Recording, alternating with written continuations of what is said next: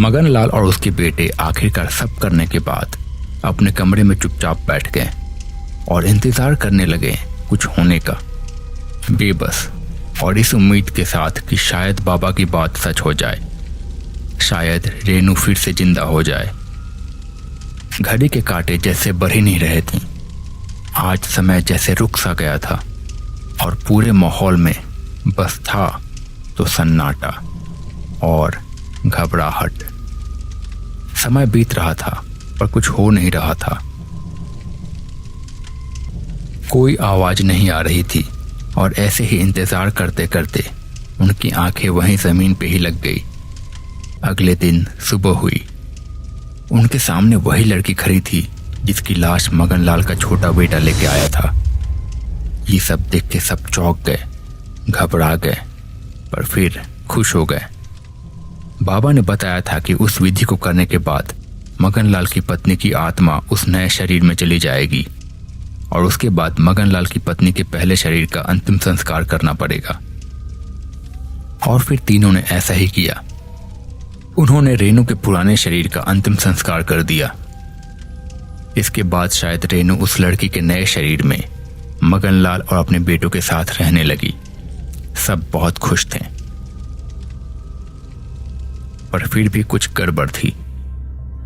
दिन भर तो वो ठीक रहती थी, पर रात को थोड़ा अजीब बर्ताव करती थी। खास करके रात के 2-3 बजे अजीब अजीब आवाजें निकालती थी, घुर्राती थी, पर सब इस बात को नजरअंदाज कर रहे थे। पर राजेश के मन में कुछ तो था जो उसे परेशान किए जा रहा था। उसके मन में कुछ तो था जो वो किसी को बताना चाह रहा था पर बता नहीं पा रहा था। और एक अजीब चीज हो रही थी। हर दिन बीतने के साथ मगनलाल और उसके दोनों बेटे थोड़े थोड़े कमजोर होते जा रहे थे। रेनू की अजीब हरकतें और ज्यादा अजीब हुए जा रही थी। कभी कभी वो दिन में भी गुर्राने लगती थी और कुछ ऐसी ही बातें। दिन बीत रहे थे। एक दिन वो तीनों बाहर गए थे। दिन ढलने के बाद शाम को तीनों अपने घर पहुंचे। अंदर जाने के बाद अंदर का नजारा देख के वो सब सहम गए। उन्होंने देखा कि अंदर के कमरे में रेनू एक बिल्ली के शरीर को नोच नोच के खा रही थी। उसके मुंह पे खून लगा था और अजीब तरीके से हंसे जा रही थी वो। ये देख के सब घबरा गए और उसी समय वो लोग बाबा के पास पहुंचे। उन्होंने बाबा को सारी बात बताई। उनकी बात सुन के बाबा भी थोड़ा सहम गया। ऐसा लगा जैसे उसे भी पता है इसके बारे में कुछ जो वो बताना नहीं चाह रहा था। क्या तुम लोगों ने वैसा ही किया था जैसे मैंने तुम्हें बताया था? हाँ बाबा, हमने वैसा ही किया था जैसा आपने बताया था। कुछ दिन तो ठीक था, पर आज वो बहुत अलग लग रही थी और ये जानवर को मार के खाना तो बहुत ही अजीब लग रहा है। ठीक है, मैं सोचता हूँ इस बारे में। शायद उसकी तबीयत खराब होगी। तुम लोग घर जाओ और उसका ख्याल रखो। इसके बाद वो लोग वहां से चले गए। बाबा भी शाम को अपनी कुटिया में चला गया। वो रात को सो रहा था, पर तभी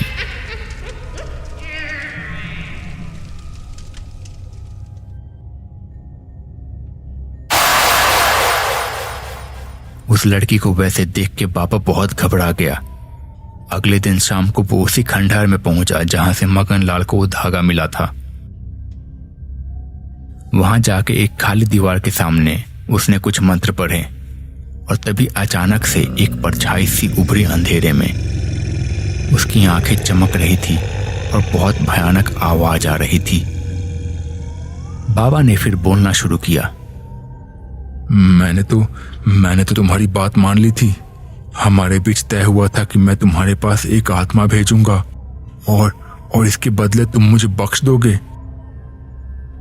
फिर तुम्हारा प्रेत मेरी झोपड़ी के पास क्यों था? अभी तो बस शुरुआत थी।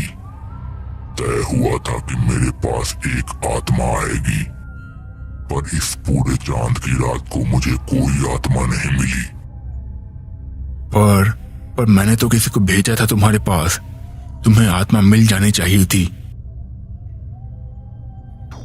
अमावस्या तक का वक्त है तुम्हारे पास। इसके बाद वो परछाई गायब हो गई। बाबा ये सुन के बहुत डर गया। वो तुरंत उसी रात को मगनलाल के घर पहुंचा।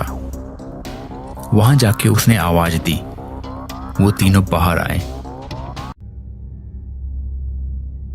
सच सच बताओ, क्या मैंने जैसे कहा था तुमने वैसा ही किया है या फिर कुछ और हुआ है?